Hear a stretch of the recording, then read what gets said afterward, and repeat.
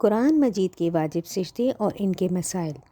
پارہ نمبر 21 کی سورہ سجدے کی آیت نمبر 15، پارہ نمبر 24 کی سورہ فصلت آیت نمبر 37، پارہ نمبر 27 کی سورہ النجم کی آیت نمبر 62، پارہ نمبر 30 کی سورہ الاق آیت نمبر 19۔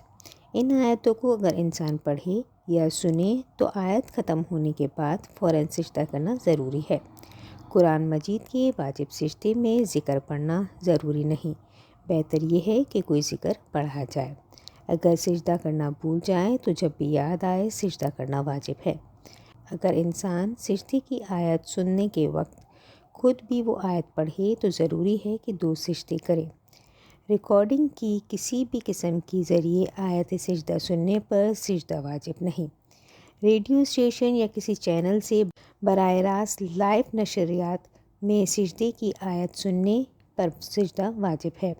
قرآن مجید کے واجب سجدے میں پیشانی سجدہ گاہ یا کسی ایسی چیز پر رکھی جائے جس پر سجدہ کرنا صحیح ہے۔ قرآن مجید کے واجب سجدے کے لیے قبلہ رخ ہونا ضروری نہیں۔ قرآن مجید کے واجب سجدے کے لیے ضروری نہیں کہ وہ وضو یا غسل کیا ہوا ہو۔ جو شرائط نماز پڑھنے والے کے لباس کے لیے ضروری ہے وہ شرائط قرآن مجید کا واجب سجدہ کرنے والے کے لیے لباس میں شرط نہیں۔ ہاتھ کی پشت پر سجدہ کرنا جائز نہیں۔